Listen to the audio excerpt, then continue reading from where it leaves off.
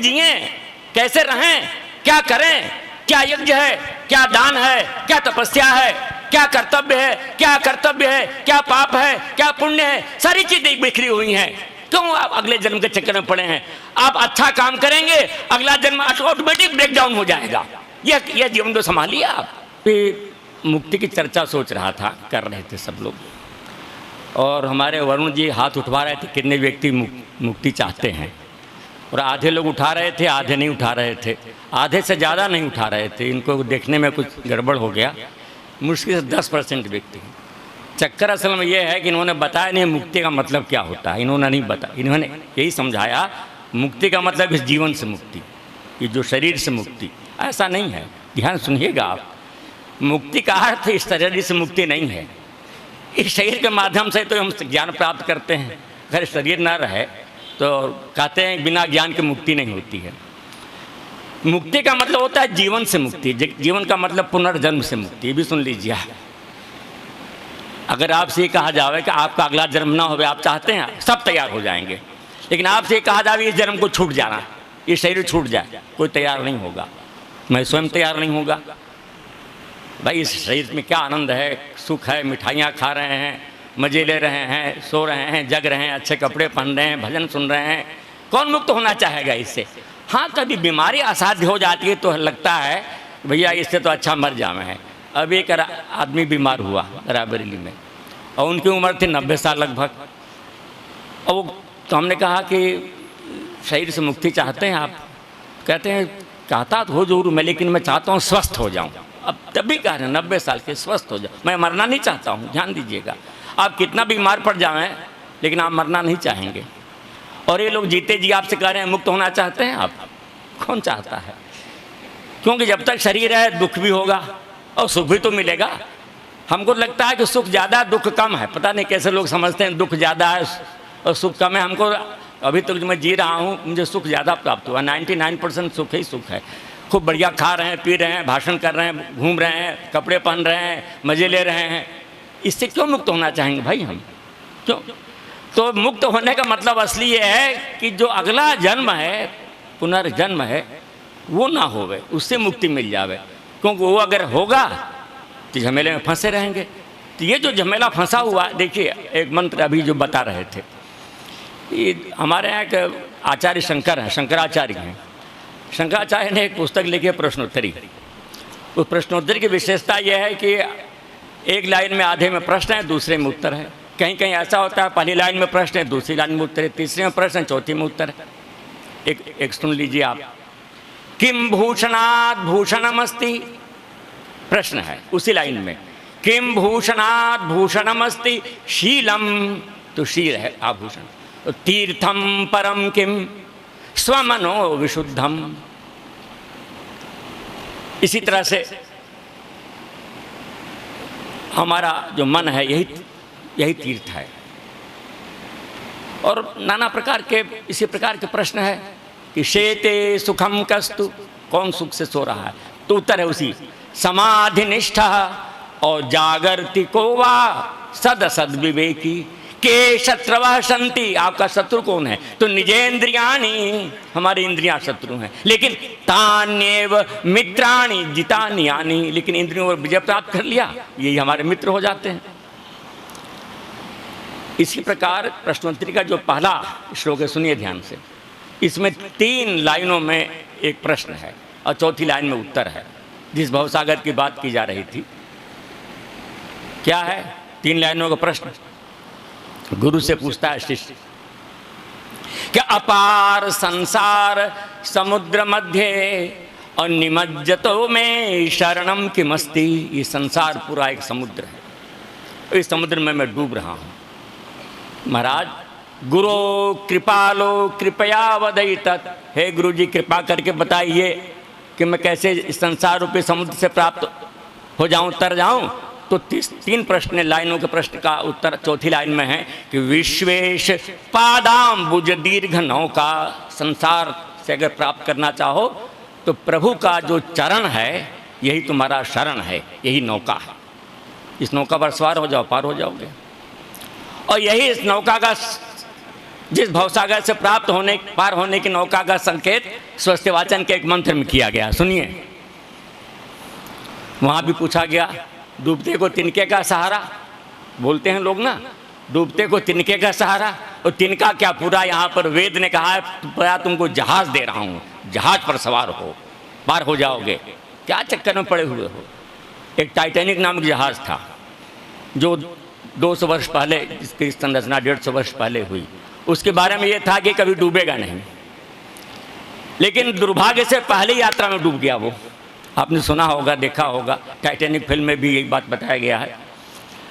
अब इसमें कितने लोग सवार हो जाए डूबेगा नहीं। नौका कौन सी है, तो मंत्र बतलाता है कि सुत्रामाणम पृथ्वीम द्याम अनेहसम, याद है मंत्र आपको? सुशर्माणम आदितिम सुप्रणीतिम दैवीम नावम सरित्रामनागसम अस्त्रवंतीम आरुहेम स्वस्ते।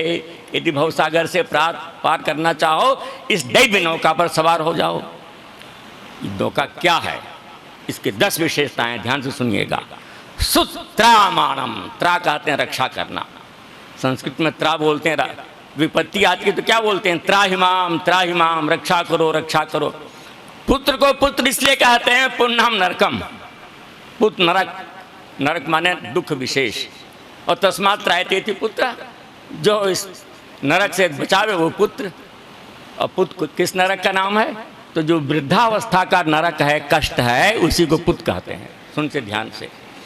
आज रात को हमको हार्ट अटैक हो जावे, कौन बचाने आएगा? आप आएंगे ना, पुत्र जाएगा हमको। तो पुत्र माने नरक, नरक माने दुख। ये लोग सोचते हैं जब तक पुत्र नहीं पैदा होगा तब तक हम तो नरके में रहेंगे, स्वर्ग में नहीं जाएंगे, तो इसलिए पुत्र की अभिलाषा करते हैं। लेकिन पुत्री का अर्थ भी वही है, पुण्यम नरकम तस्मात् त्रायते थी पुत्री। जिन लोगों के लड़के नहीं हैं उनकी लड़कियां सब अस्पताल ले जाती हैं, माँ बाप की सेवा करती हैं। तो त्रा माने रक्षा करना, सु माने अच्छे तरह से। ये नौका आपकी अच्छे तरह से रक्षा करेगी। आप मुक्ति के चक्कर मत पड़िए कि इस शरीर में, ये जो शरीर भगवान ने दिया है इसको बचाइए, इससे सुख प्राप्त कीजिए, मौज लीजिए, आनंद लीजिए, कर्तव्य कीजिए। भगवान श्री कृष्ण कहते हैं काम करो, शरीर का उपयोग करो, भूल जाओ, निष्काम ढंग से करो। तुम इस कामना करो ही मत कि हमारा अगला जन्म होगा कि नहीं होगा, कि जिएंगे कि मरेंगे। क्या चक्कर में पड़े हुए हो? ये सब बड़े दार्शनिकों की बात है, इस उलझन में मत पड़ो तुम। मैं आपको भी इसी उलझन से हटाना चाहता हूं। सुत्रामाणम पृथ्वी में नौका फैली हुई है, द्याम द्युलोक को ले जाती, अनेहसम इसमें पाप नहीं कर सकते हैं, अदितिम ये टूटती नहीं कभी है। अदिति कहते हैं, दिति माने तोड़ना वाला, दिति के पुत्र दैत्य जो तोड़ फोड़ करते हैं, और अदिति के पुत्र आदित्य जो जोड़ने का काम करते हैं। सूरज आदित्य है, सृष्टि बना रहा है। सुप्रणीतिम अच्छे ढंग से प्रणयन किया गया है। दैवी नामम सरित्राम अनागसम अस्त्रवंतिम, अस्त्रवंतिम में कभी छेद नहीं होगा, इसमें पानी नहीं भरेगा। ऐसी नौका पर सवार हो जाओ। आप सोचते हैं भैया ऐसी कौन सी नौका है? भगवान कृष्ण से भी अर्जुन ने यही कहा। महाराज हम सुनते हैं कि वेदों में लिखा हुआ है कि ऐसी नौका पर सवार हो जाओ जिस पर तुम चढ़ जाओगे तो पार लग जाओगे तुम्हारा। देखिए हम जन्म को टाल सकते हैं, मृत्यु को नहीं टाल सकते हैं, समझ लीजिए, बुढ़ापे को नहीं टाल सकते हैं। आज सवेरे यज्ञ की इसकी चर्चा हो रही थी, संस्कार की। एक रोचक बात बताऊं, एक विजयनगरम के राजा हुआ करते थे, उनका मंत्री बड़ा तेनालीराम का नाम सुना होगा आपने। राजा किसी बात पर नाराज हो गया अपने विदूषक से। विदूषक लोग राजाओं को मजाक उड़ा दिया करते थे। उसने कुछ मजाक कर दिया भरी सभा में, राजा ने मृत्युदंड दे दिया, जाओ तुमको मरना है। अच्छा ये बताओ कैसे मरना चाहते हो तुम? उसने कहा बहुत सेवा की, मेरे पिता पितामह सब लोग आपके दरबार में रहे हैं, इतने छूट दे रहा हूँ कि जिसमें तुमको कम पीड़ा होवे, कम दुख होवे, कम दर्द होवे, मृत्यु के समय वह चीज़ तुम मांग लो। कहो तुम फांसी पर लटका दूँ, तुमको आग में जला दूँ, तलवार से पानी में डुबो दूँ, तलवार से मार दूँ, गोली से मार दूँ, जैसे कहो वैसे कत्ल तो तुम्हारा होना है, शरीर तुम्हारा नष्ट होना। तो उसने कहा ठीक है मुझे 24 घंटे का टाइम दीजिए आप। और भी जो नौजवान लड़का 25-26 वर्ष का, अगले दिन सभा स्टार्ट हुई तो उसने कहा महाराज एक कैसे मरना चाहते हो? उसने कहा मैं बुढ़ापे की मौत मरना चाहता हूँ, आप मुझको बूढ़ा करके मार दीजिए। अब राजा मार तो सकता है, बूढ़ा नहीं कर सकता उसको, राजा के अंदर वो शक्ति नहीं है। राजा किसी को 25 वर्ष के व्यक्ति को कहते तुम 75 वर्ष के हो जाओ मर जाओ, ये संभव नहीं भाई साहब। यही तो सवेरे मैंने कहा था नामकरण में, हे ईश्वर ये बच्चा कैसे मृत्यु को प्राप्त, नामकरण संस्कार में तो जरायुष तो आयुष्य जरा, यही है ना, जरा अवस्था को प्राप्त होकर के मरे। हम बुढ़ापे को, राजा के अंदर वो ताकत नहीं है कि किसी को बूढ़ा कर देवे, मार तो सकता है। कृष्ण से यही अर्जुन ने पूछा कि महाराज शरीर तो हमने ले लिया और शरीर को निभाना, मृत्यु नहीं चाहते हैं, अगला जन्म ना हो इसके लिए तो हम प्रयाग करेंगे, आप मृत्यु को ब्रेक डाउन नहीं कर सकते हैं। आप कहा सुनिए ध्यान से, श्लोक पढ़ रहा हूँ मैं। बहुत लोग कहते हैं यार समाजी लोग पता नहीं भगवान कृष्ण को मानते कि नहीं मानते। एक हमारे मित्र हैं, यार अभी यार समाज के लोग भगवान नाम को मानते हैं, कृष्ण को मानते हैं। हमने कहा जितना हम मानते हैं उतना तो आप भी नहीं मानते हैं, हम आपसे ज़्यादा मानते हैं। कैसे? यही श्लोक सुना रहा हूँ। कृष्ण से अर्जुन ने पूछा कि कौन सा काम करूं जिससे मेरा जीवन सार्थक हो जाए। मैं अगले जीवन की बात नहीं कर रहा हूं, जो हमारा जीवन मिला हुआ है, यह जो जीवन है कैसे सार्थक। तो कृष्ण से अर्जुन ने कहा तुम नौका पर सवार हो जाओ, सरसान पार हो जाओगे। कैसी नौका? कहा सुनो 3 काम जरूर करना। यज्ञ अवश्य करना, यज्ञो दानम तपश्चैव न त्याज्यम, इनका परित्याग मत करना। चाहते हो कि यह जिंदगी सफल हो गई, जिंदगी तुम्हारी सार्थक हो जावे, अगला जन्म होगा कि नहीं होगा, आप क्या किस योनि में जाओगे उसका चक्कर छोड़ो अर्जुन। मैं इस जन्म की बात कर रहा हूँ, जो तुम्हारा शरीर है ये कैसे ऐसा बन जावे कि भविष्य में अब तुमको पुनः जन्म ना लेना पड़े, इस चक्कर में ना फंसना पड़े। ये 3 काम जरूर करो। नंबर 1, आपको भी समझ में आए तो कीजिए, ना समझ में आए मत कीजिए। कोई जरूरी थोड़ी है कि आप हमारी बात माने।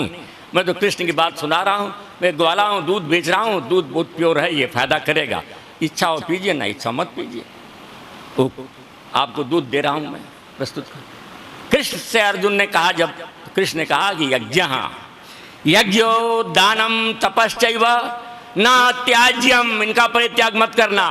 कार्यमेव तत्, इनको तो करना ही करना है। यज्ञ दान तपान सेव पावनानि मनीषिणाम, ये तुमको मनुष्य के जीवन को सार्थक बनाने वाले तत्व। क्या है यज्ञ? यज्ञो वे श्रेष्ठतम कर्म, ध्यान रखिएगा। बहुत लोग सोचते हैं यज्ञ जो श्रेष्ठतम कर्म है, ये भी अर्थ है, ये वास्तविक इसका अर्थ है यज्ञों में यज्ञ क्या है? श्रेष्ठतम कर्म, जो अच्छा काम जो भी करेंगे आपने बूढ़े व्यक्ति की गठरी उठा के सिर पर रख दिया, हो गया भजन। आज भजन गाया जा रहा था ना, आदत बुरी सुधार लो, बस हो गया भजन। जो भी श्रेष्ठतम कर्म है, उपनिषद में पूछा गया, ब्राह्मण ग्रंथों में पूछा गया, बताओ पृथ्वी का केंद्र बिंदु क्या है? केंद्र बिंदु क्या है पृथ्वी का? जैसे आप गेंद होवे और गेंद में कोई कहे कि ये बताओ इसका मध्य क्या है, अरे कहीं भी यहाँ लगा दीजिए, वही मध्य है उसका, वही बीच है। इसी प्रकार से अयम यज्ञ विश्वस्य भुवनस्य नाभि, जिस जगह आपने उंगली रखी हवन कुंड के लिए, जिस स्थापित किया, जिस जगह आपने अग्नि प्रज्वलन किया, बस वही। सूरज पूरब में नहीं उगता है, ध्यान सुनिए, जिधर सूरज उगता है वही दिशा पूरब होती है। देवता स्वर्ग में नहीं रहते हैं, जहाँ देवता रहते हैं, जिस घर में माता पिता की सेवा हो रही है वही स्वर्ग है। आपके फूस की झोपड़ी में भी स्वर्ग हो सकता है और 7 मंजिली इमारत में भी नरक हो सकता है। उदयति दिशे श्याम भानुमान शास्त्र पूर्वा, कौन कहता है सूरज पूरब उगता है? जिधर सूरज उगता है बस वही पूरब दिशा है। जहाँ अच्छा काम किया आपने, जहाँ कोई भी अच्छा काम का संकल्प कर लिया आपने, बस हो गया भजन, वही यज्ञ है। यज्ञ वही यज्ञ क्या है? श्रेष्ठतम कर्म। अब हमारे एक मित्र थे तो उन्होंने कहा शास्त्री जी आप यज्ञ करते हैं, हम लोग भी यज्ञ करते हैं, आप कहते हैं कि मंत्री पढ़ कर यज्ञ होना चाहिए। एक जगह मैंने देखा कि कम पढ़े लिखे लोग थे, तुलसी रामायण से यज्ञ कर रहे हैं, चौपाई से भी करते हैं। हमने एक बार इंदिरा जी उस समय जीवित थी, तब की घटना बता रहा हूँ मैं, नया वहाँ 10 वर्ष पढ़ाते हुए हो गया था। तो वहाँ पर यज्ञ का कोई उद्घाटन था, क्या था मुझे ठीक से याद नहीं। तो उनको ले आए लोग, हमसे कहा शास्त्री यज्ञ कराना है आपको। तो हमने कहा चलेंगे भाई। अब मुझे क्या मालूम था कि वहाँ सुंदरकांड की चौपाई से जो होना है, सब जगह सुंदरकांड उन्होंने चारों ओर फैला रखा था।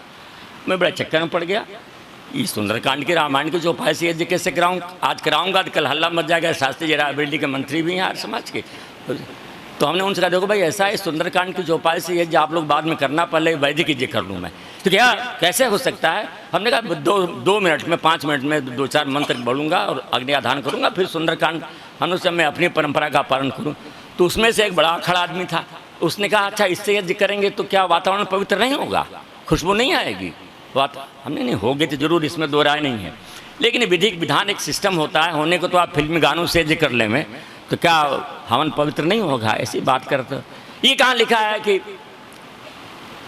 यह जो होना चाहिए वेद मंत्र से होना चाहिए? हमने कहा पूरा यज्ञ वेद मंत्र से होना चाहिए, लेकिन चलिए आप कह रहे हैं, सुना देता हूँ, सुनिए।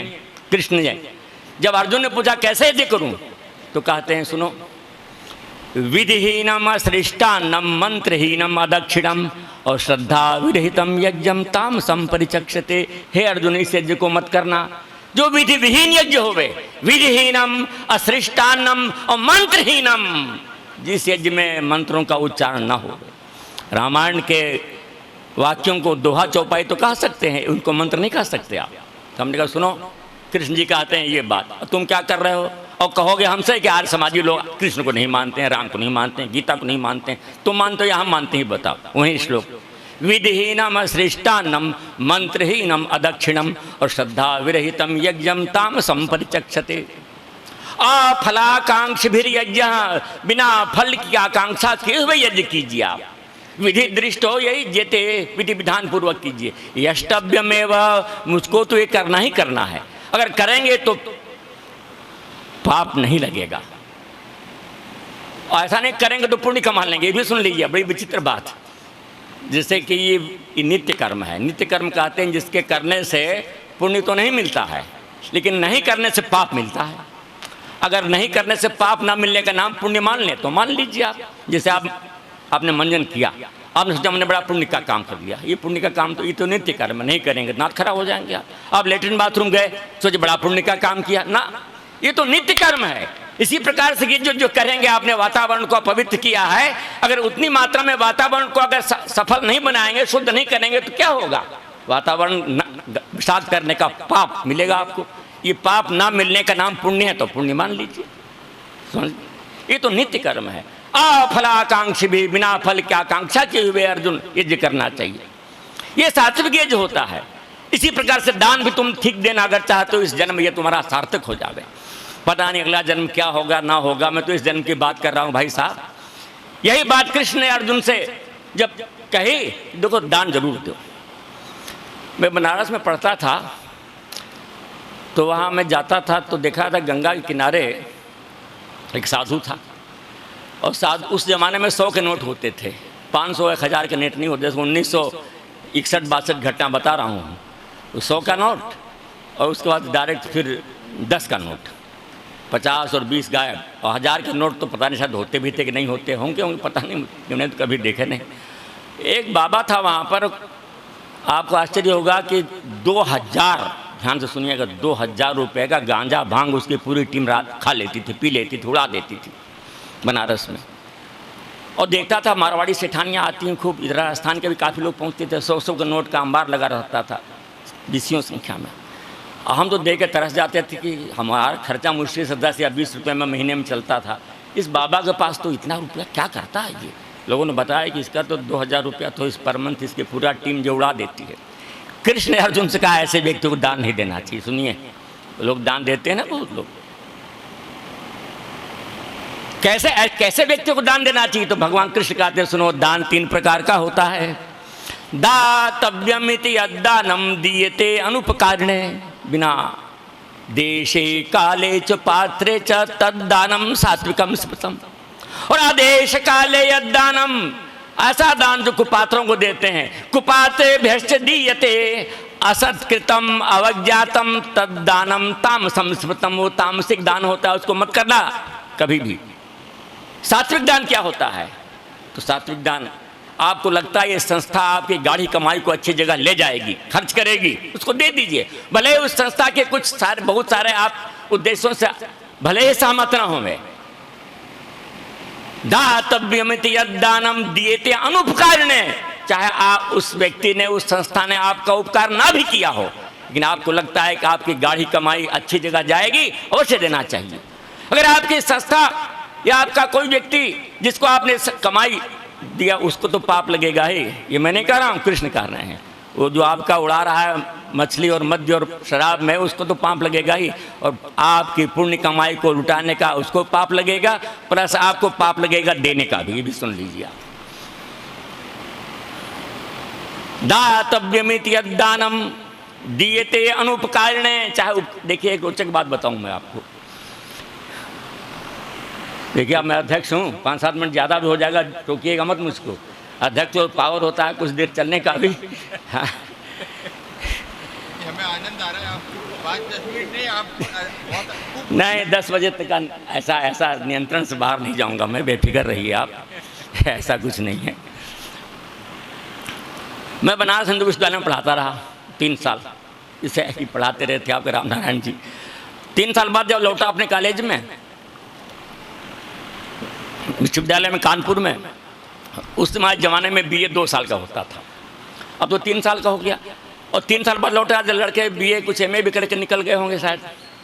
मुझे बहुत कम पहचानते थे, लेकिन धोती कुर्ता पहनता था तो मुझे बहुत, आप जानते भी थे कि गुरुजी है पढ़ाते हैं। एक अगस्त का महीना था, पानी बरसा और एक लड़का घंटाघर चौराहे पर पीछे से साइकिल से आया और टक्कर मार के मुझे गिरा दिया। और लड़के अंधे हैं क्या, दिखाई नहीं पड़ता है। ये वो जानता था गलती हमारी है, ब्रेक सही नहीं होगा, जो भी बात रही हो, और मैं गिर गया। उससे क्या लड़ना भिड़ना, कुछ नहीं, कोई मतलब नहीं। वो लगभग 6-8 महीने के बाद फीस माफ़ी कमेटी की मीटिंग थी। वो लड़का भी फीस माफ़ी के लिए अप्लाई किया, तब बेचारा निर्धन था, पिछले परीक्षा फर्स्ट डिवीज़न पास हुआ था। हमारे क्राइटेरिया होता है पिछला फर्स्ट डिवीज़न पास हो गए, 60% से ऊपर हो, इनकम कम में माफ़ कर देते हैं। हमको कहाँ फुर्सत की किस लड़के करे ना करे, लेकिन उसको लगा कि इनको मैंने गिराया था घंटाघर चौराहे पे, अब तो ये हमारी फीस माफ़ नहीं करेंगे। अब बेचारा गरीब था, लेकिन जब फीस माफ़ी कमेटी की मीटिंग के बाद रिजल्ट आया तो उसका नाम था, तो उसने शायद धन्यवाद देने के लिए, मैं घर जब अपने कॉलेज से घर आ रहा था तो पीछे पीछे वो भी आने लगा। मैं पैदल था उस दिन, स्कूटर भी नहीं गया, साइकिल भी नहीं थी। 1 किलोमीटर है, पैदल निकल आते हैं कभी कभी। जब आगे चला तो लड़का भी पीछे आया, 100 मीटर चला फिर वो भी पीछा करे। अब मैं डरने लगा कहीं ये मारपीट न करे हमको, कि आजकल के विद्यार्थी अगर किसी अध्यापक का पीछा करते हैं तो भाई साहब डर तो लगता ही है। फिर मैं सोचा, मैं बहुत दिनों से था भी नहीं, किसी को नकल में पकड़ा भी नहीं, क्यों मेरा पीछा कर रहा है, क्या बात है। लेकिन भीतर भीतर मैं डर भी रहा था। फिर और आगे आया, फिर वो आया, मैं लघु शंका के बहाने खड़ा हो गया, पेशाब किया, फिर आया, वो भी खड़ा। चक्कर क्या है, कब में पीछा छोड़ेगा, और मेरा भय बढ़ता जा रहा था। होते होते मैं अपने मोहल्ले में आ गया। मोहल्ले में तो कुत्ता भी शेर हो जाता है, देखा जाएगा भाई जो होगा, अब क्या किया जाए। तो तीर की तरह मेरी ओर लपका। अब मैं फिर घबराया, हाथ चढ़ाने लगा मैं भी, क्या बात है भाई बोलो। गुरुजी घुटने पर तुरंत नमस्कार। गुरुजी मुझे लगता है आपने पहचाना नहीं। हमने यार वाकई पहचान तो नहीं पाया तुमको मैं। आपको याद है 6 महीने पुरानी घटना ऐसे ऐसे हुई थी, 7 महीने जुलाई में, अगस्त में। मैंने कहा हुई तो थी, मेरे पैर में अभी भी दर्द होता है थोड़ा थोड़ा। ये मैं ही था। मैंने सोचा कि मेरी फीस माफ़ नहीं होगी, मैं गरीब आदमी कहाँ से लाऊंगा। आपने बड़ी कृपा है। मैंने कहा हमको तो याद भी नहीं, तुम्हारा नाम क्या, तुम्हारा चेहरा क्या है। तो आई गई बात।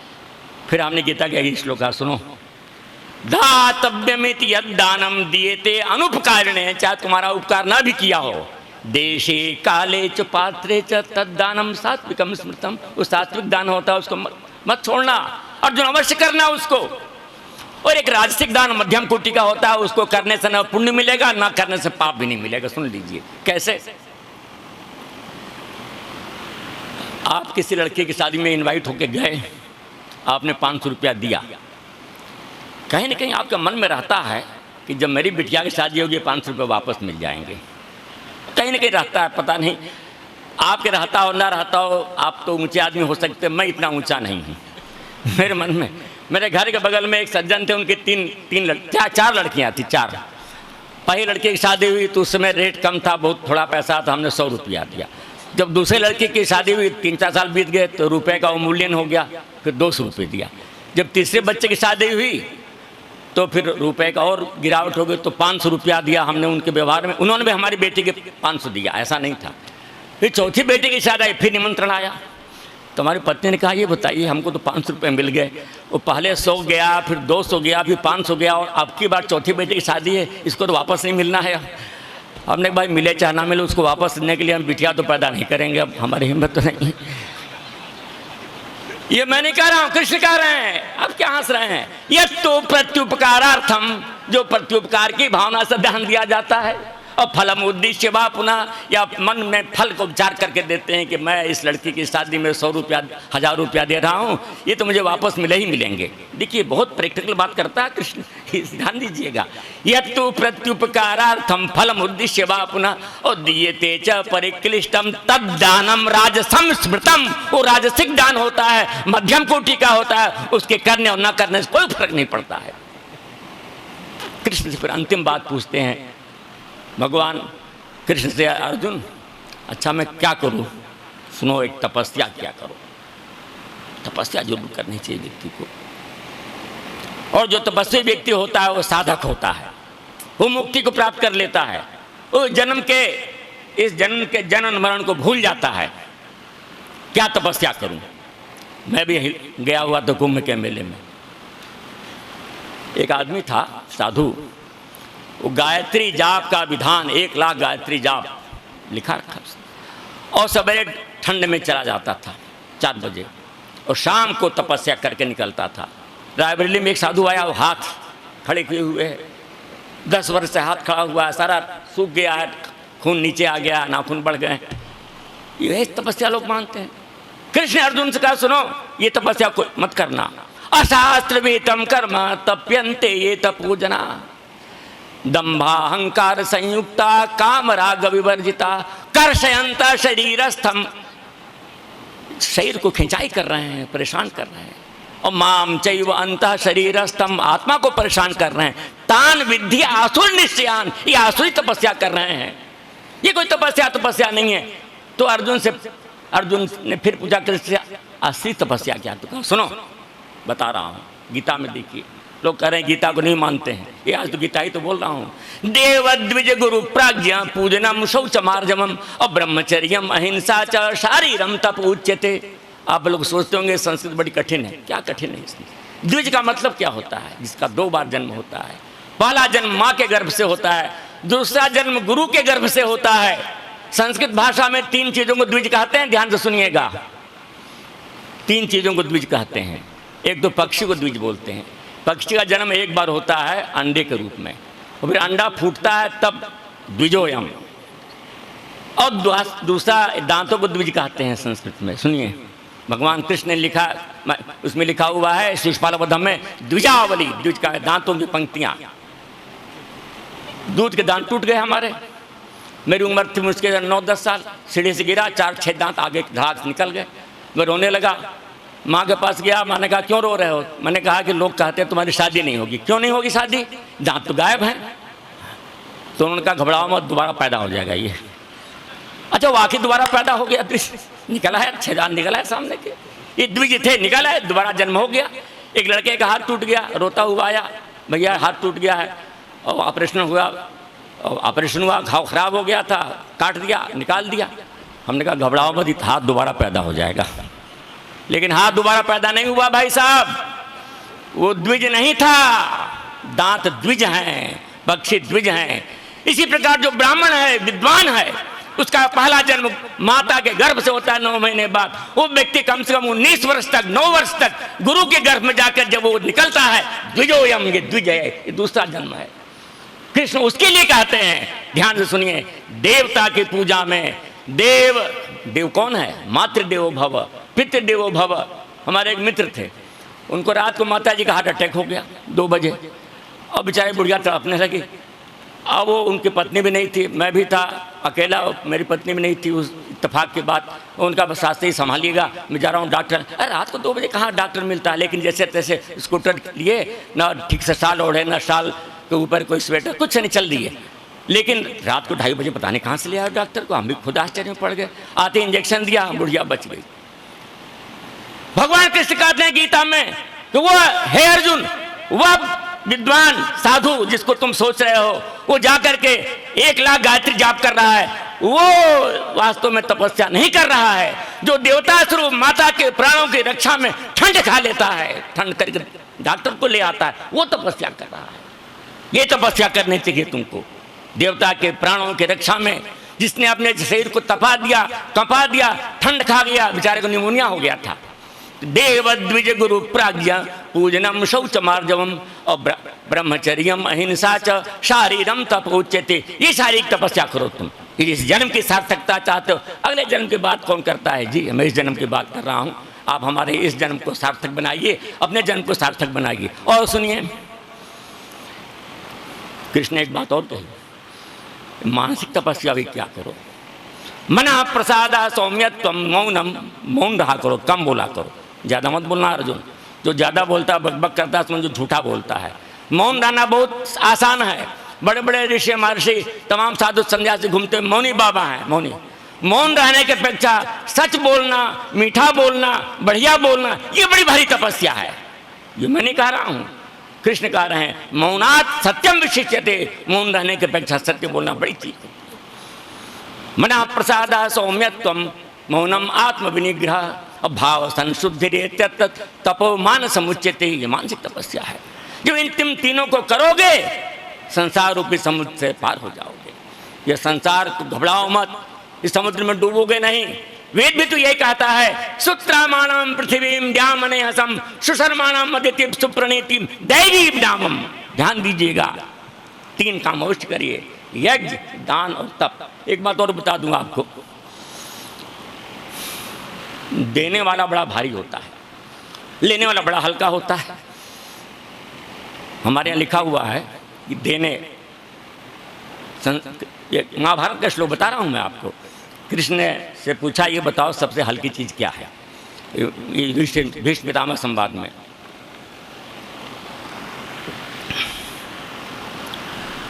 कहते हैं वो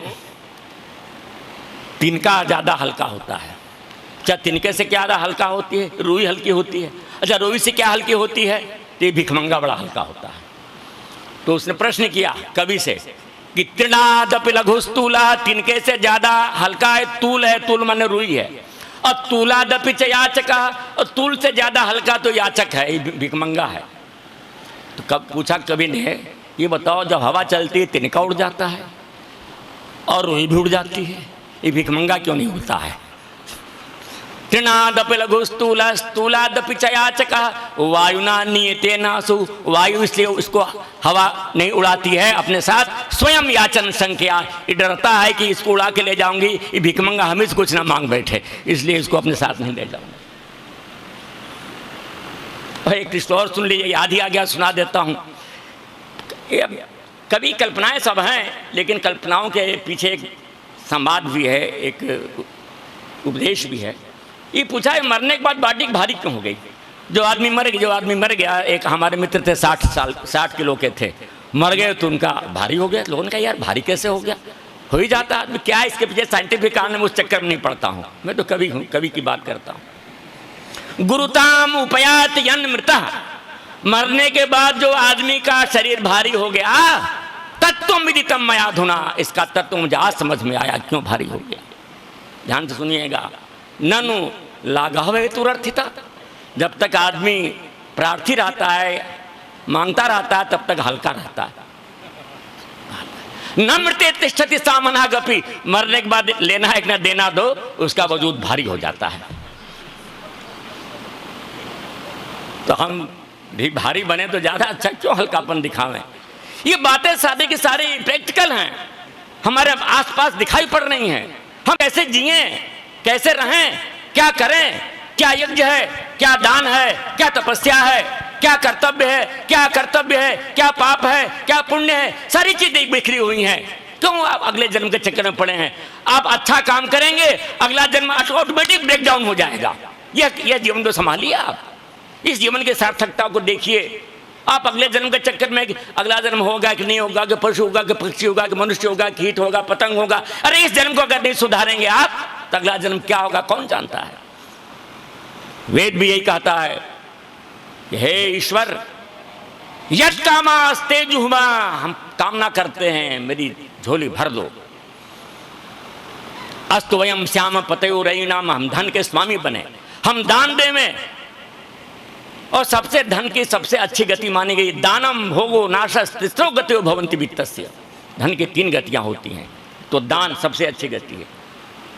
अभी हमने सन 2010 की रिजर्व बैंक की रिपोर्ट पढ़ी थी। इस देश में ध्यान दीजिएगा 20 लाख खाते ऐसे हैं जिन खातों में 2 लाख से ज़्यादा पैसा कोई लेने वाला नहीं। 10 वर्ष हो गया किसने क्लेम ही नहीं किया, लाखों रुपया मर गए, सोचे रहे पड़ा रहेगा कभी आएगा, दिया ही नहीं। देने में बड़ा हार्ट चाहिए भाई साहब, देना जल्दी निकलता नहीं है पैसा, बड़ा मुश्किल होता है। कृष्ण ने भी कहा बहुत मुश्किल है पैसा निकालना जेब से। तो दानम, धन की पहली गति दान। भोगा, नहीं दान सको अच्छा कपड़ा पहनो, बढ़िया खाओ पियो, मजा लो, हवाई जहाज में घूमो और क्या करो। अगर ये भी काम नहीं करोगे आप, दानम भोगो नाशा, आपके धन की गति तो नष्ट होनी ही होनी है। दानम भोगो नाशस तिस्रो गते भवन्ति वित्तस्य, यो न ददाति न भुंक्ते, न देता है न खाता है, तस्य धनस्य तृतीया गति भवति, उसका धन तो नष्ट ही नष्ट हो जाना है। हमारा हाथ खुला रहे। वेद कहता है शतहस्त समाहरा सहस्र हस्त संकीरा, 100 हाथों से कमाओ 1000 हाथों से बातो।